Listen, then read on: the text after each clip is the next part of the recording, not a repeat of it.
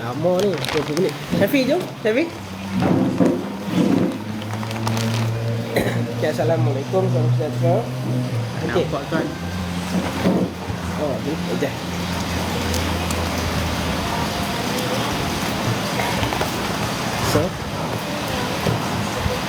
So alhamdulillah antara pembelian terbaru lah yang pihak ibu pejabat dah belikan untuk kita adalah kad triage.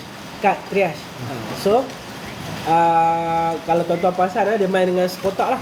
Sekotak kad triage ni dalam dia ada kuantiti 100 unit kad triage. Okay. So kad triage ni macam mana? Kad triage ni saya tunjuk kat tuan-tuan puan-puan kad triage ni yang dekat bahagian atas dia ni dia ada tulis kad triage ataupun dalam bahasa Inggeris triage card. Kad triage atau triage card. So tuan-tuan perempuan sebab ibu pejabat dah belikan untuk kita, so kita kena guna lah, jangan simpan kat store. Okay. So macam kat sini kami buat macam mana, kami ambil 25 set dulu, kami simpan dalam satu plastik, letak dalam ambulans. So apabila perlu digunakan, kami ada 25 set sekurang-kurangnya dalam satu ambulans lah. Daripada 100, dalam satu kotak tu ada 100, kami ambil 25, 1/4. Okey, kad triage. So hari ni kita nak terangkan tentang kad triage, macam mana nak guna dan sebagainya. Kalau kata tak berapa jelas dan sebagainya, tuan-tuan puan-puan boleh bagi tahu saya sebab cuaca hari ni hujan dekat luar. Okey, so tuan-tuan puan-puan, kita tengok kat sini ada 4 warna kad triage yang digunakan di Malaysia. Okey, kita ada kuning, hijau, merah dengan putih. Traffic light dan putih. Okey. Kat Malaysia ni selalunya negara-negara yang Islam kita mengamalkan putih lah. Dia ada setengah negara dia mengamalkan hitam. So yang negara-negara yang kebanyakannya Muslim dia mengamalkan warna putih untuk bangsa yang meninggal dunia. So tuan-tuan dan puan, kad triage yang standard yang Malaysia gunakan, saya buka untuk saya tunjukkan kat tuan-tuan dan puan. Okey, yang ni daripada merah dia boleh tukar kepada kuning, boleh tukar kepada hijau dan boleh tukar kepada putih. Kita just lipat dia warna apa yang kita nak. Contoh kita nak kuning, so kita lipat dia, so kuning di depan. Kalau kita nak hijau, hijau di depan. Kalau kita nak merah, merah di depan. Okey, yang ini standard yang Malaysia guna. Kita ikut Mustang lah, kita ikut Mustang. Okey, so guna kad triage ni senang sikit lah, sebab 4 kategori ada dalam satu kad. Okey, 4 kategori ada dalam satu kad. So tuan-tuan puan, bila kita nak guna kad triage ni, bila kita nak guna bila terjadinya MCI, Mass Casualty Incident. Mass Casualty Incidents. Okey, MCI ni maksudnya bilangan mangsa lebih ramai daripada bilangan perawat. Maksudnya kalau kita ni biasanya APM 4 orang satu tim keluar ambulans. Dan bila sampai ke lokasi kita mendapati mangsa seramai 10 orang. So bilangan perawat 4, bilangan mangsa 10. So bilangan mangsa lebih daripada perawat. So macam tu kita kira kes tu sebagai kes MCI. Bilangan mangsa lebih ramai daripada perawat. Kalau kita 4 orang keluar dengan ambulans, sampai lokasi kita mendapati 5 pesakit, dan kita boleh kata iaitu kes MCI. Kalau kita keluar 4 orang, mangsa pun 4 orang, kita tak kira iaitu MCI lagi. Okey, dia kena melebihi perawat. Okey, mangsa melebihi perawat. Okey. So kalau bas langgar dengan bas 40 orang, langgar 40 orang, so jadi 80 orang. So memang yang ini yang kita namakan sebagai MCI. So APM bila dah ada kad triage dia kena lebih bersedia lah untuk menghadapi kes-kes MCI. So bila ada kes MCI saja, automatik dalam kepala otak kita kena fikir 5S. Prosedur dia 5S. Teknik dia 5S. Okey. Tuan-tuan ada soalan jawab, boleh kemukakan dekat ruangan komen. Nanti saya akan bagi tahu lah. Okey. So bila ada MCI aja, terus kita automatik fikir 5S. Apa tu 5S? First, safety, keselamatan kita. So kita tak mau kes yang dah lama dulu berlaku tapi masih suka diingatan. Okey, apabila ada seorang pegawai bomba kita, Adi, dia turun daripada ambulans nak tolong mangsa tu lah. Kemudian bila dia turun saja, dia ditarik dan dipukul dan sebagainya. Tapi sampai sekarang kita tak tahu siapa yang melakukan dan tak ada satu pun yang dihukum jatuh hukum. So kita nak make sure keselamatan lah. So yang kita nak make sure keselamatan ni 3 faktor. Satu, keselamatan penyelamat. Empat penyelamat tadi selamat. Kalau tak selamat, bawa ambulans pergi tempat lain. Sampai polis yang handle dulu. Then baru keselamatan mangsa, pastikan mangsa ni selamatlah. Jalan ditutup dan sebagainya untuk memastikan keselamatan. Tak mau mangsa dilanggar oleh kenderaan lain untuk insiden yang kedua, tak mau macam tu. Yang ketiga, persekitaran. Persekitaran ni maksudnya tengok kawasan lah. Kalau kawasan tu rasa tak selamat, mungkin kita nak tutup jalan. Kalau kita nak tengok kawasan tu penuh dengan kaca dan sebagainya, kita nak elak kawasan tu dan sebagainya lah. Okey, itu S yang pertama. S yang kedua, scene assessment. Scene assessment, kita kena menilai lokasi kejadian tu, anggaran berapa mangsa, anggaran berapa kenderaan yang terlibat, anggaran apa yang berlaku dan sebagainya. So tuan-tuan perempuan kena tahu dekat lokasi tu, tuan-tuan perempuan in charge tu dia kena tahu anggaran apa yang jadi. Okey, macam di Penang ni kita pernah jadi bas jatuh gaung. Mas jatuh gaung dekat jalan balik pulau Bukit Baru. So bila bas jatuh gaung tu, kita mengharapkan in charge yang pertama tu dia tahu, okey, satu bas jatuh, anggaran berapa mangsa, 17 mangsa. Mangsa terdiri daripada jemaah tabligh dan sebagainya. So kita boleh anggarkan apa yang berlaku masa tu. Sebab S yang ketiga nanti kita kena send information. Kita kena guna walkie-talkie, kita kena guna WhatsApp, send information kepada base. Base daripada ambulans 1, base daripada ambulans 1, lapor anggaran satu bas jatuh gaung. Satu bas jatuh gaung, 17 mangsa pelajar tahfiz jatuh gaung di lokasi-lokasi ini, minta bantuan yang lain, bantuan ambulans, bantuan jentera dan sebagainya. Okey, so itu S yang ketiga.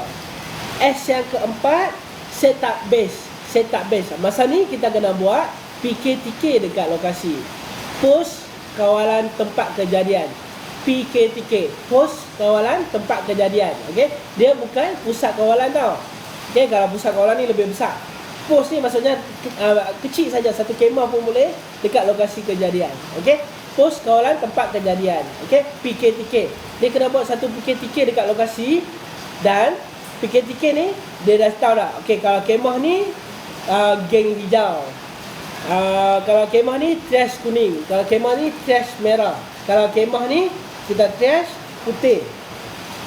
Kemudian dekat PKTK ni kena pastikan satu orang dia jaga lalu lintas.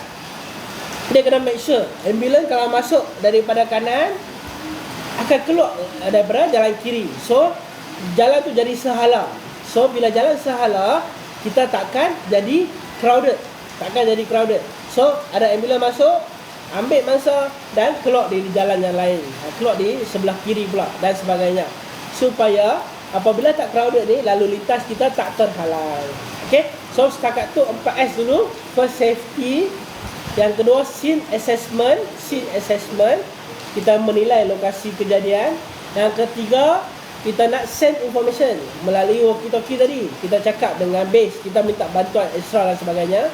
Yang keempat, kita kena set up base. Kena buat PKTK dekat lokasi kejadian. Yang kelima, kita kena buat start simple triage and rapid treatment. Triage ni sangat simple.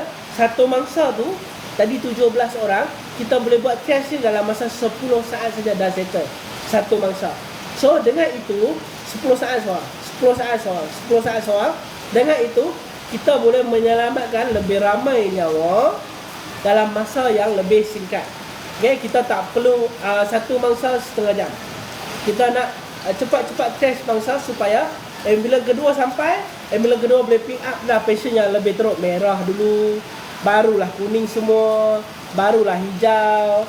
Dan yang last sekali barulah uruskan kepada kita serah kepada pihak polis mereka yang dikatakan tidak bernafas. Okay. So yang tag putih ni ambulans tak ambil. Tag putih ni ambulans tak ambil. Tag putih ni serah kepada polis. Polis akan pick up dengan 4x4 mereka. Okay. So untuk simple trash and rapid treatment start. So macam mana kita nak buat? So yang first kita kena cari mangsa yang hijau dulu. Yang ni Syafiq kena ingat ni. Saya nak tanya balik. So first kita kena tagging mangsa yang hijau dulu. Mangsa macam mana kita nak tagging?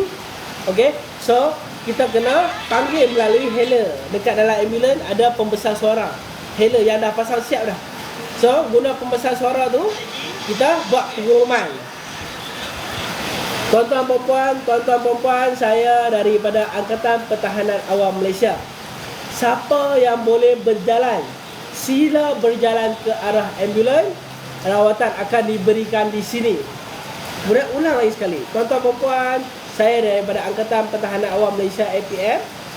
Siapa yang boleh berjalan, sila berjalan ke arah saya. Rawatan akan diberi di sini. Contoh daripada 17 orang tu, 10 orang boleh jalan. 10 orang boleh jalan dan dia akan berjalan ke arah ambulans. Siapa yang boleh jalan saja automatik akan tag dia sebagai hijau. Automatik dah datang dah. Siapa boleh jalan, tag dia hijau. Dan bila kita tag dia hijau, kita akan beri dia apa yang dia perlu. Contoh kalau dia perlu triangular bandage, kain andung, kita bagi dia kain andung.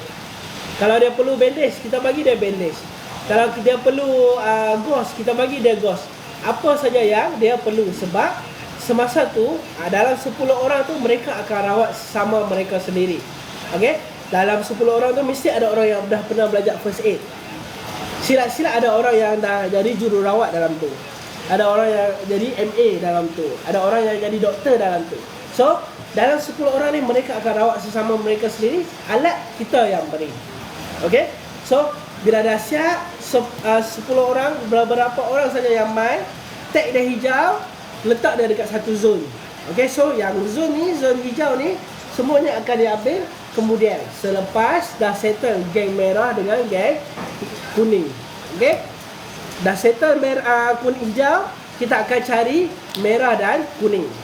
Merah dan kuning. Okay, so macam mana kita nak cari? Kita bawa kad trash ni. Kemudian kita bawa glove dan kita bawa alat tulis. Okey.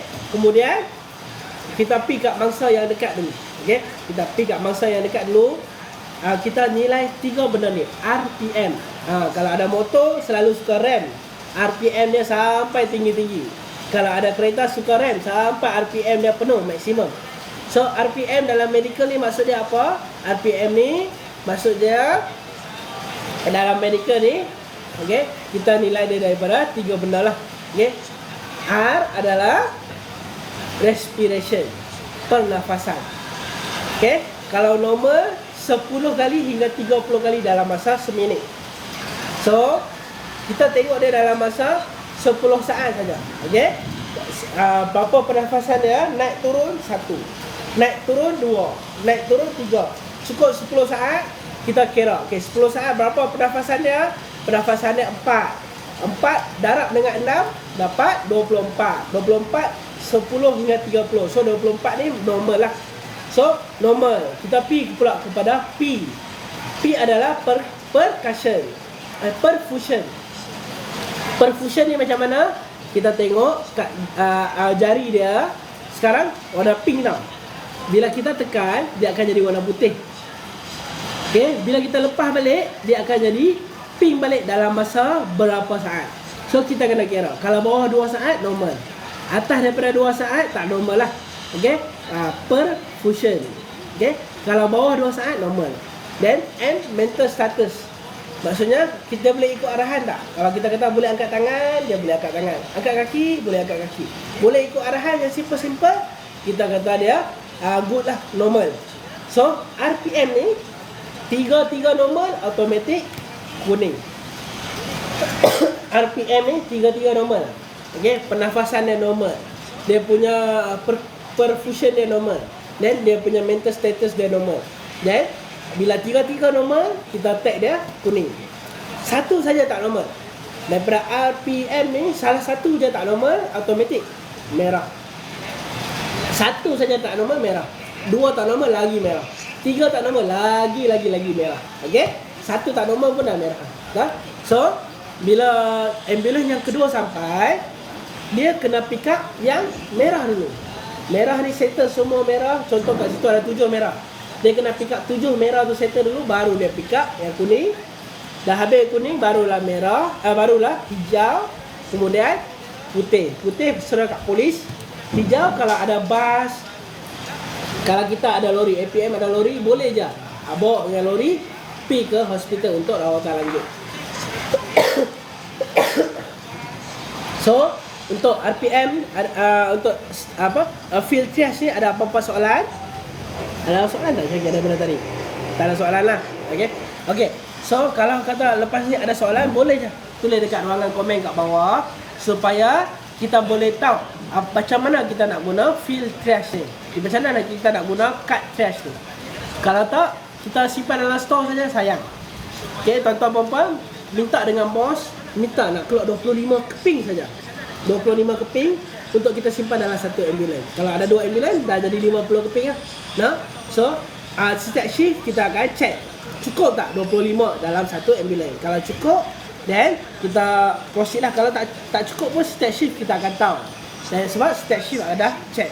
Okay, check tengok cukup tak 25 keping. Okay, so saya rasa setakat tu dulu yang ringkas dia, sangat-sangat ringkas.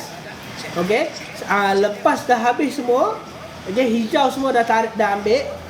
Tim yang pertama sekali adalah tim yang terakhir keluar. Tim yang pertama sampai, ambulans yang pertama sampai adalah ambulans yang terakhir keluar. Bila dah habis saja hijau semua, ambulans yang pertama sampai tadi, dia kena buat round lagi sekali. Dia kena make sure tak ada mangsa yang tersembunyi kat longkang-longkang, dekat gaung dan sebagainya. Dia kena make sure semua tak ada yang terlepas. Tak mau lepas 3 hari keluar plot paper, mangsa yang hari tu terjun jatuh daripada dengan pas gaung tu baru ditemui selepas 3 hari. Kemudian kita boleh disaman pula sebab kecuaian semasa melakukan tugas. Make sure tak ada kes yang macam tu. Tak mau lepas 3 hari polis jumpa pula, ada satu mangsa lagi dekat bawah pokok. Tak mau macam tu. Tak mau macam tu, nanti kita dikenakan denda, dikenakan tindakan mahkamah sebab kecuaian semasa menjalankan tugas. Okay, so first in ambulance adalah first out ambulance semasa kes MCI. Okay, so tuan-tuan dan puan, MCI ni satu mangsa 10 saat saja, kena buat cepat supaya bila ambulans yang kedua sampai, dia dah tahu dah mangsa mana yang merah dan mangsa mana yang kena bawa pergi dengan ambulans. Okay, semoga itu saja. Terima kasih kepada kameraman kita Cik Syakir, dan semoga bermanfaat. Apa-apa boleh tulis dekat ruangan komen. Okay, nanti kita akan bincang sama-sama. Terima kasih kerana menonton. And like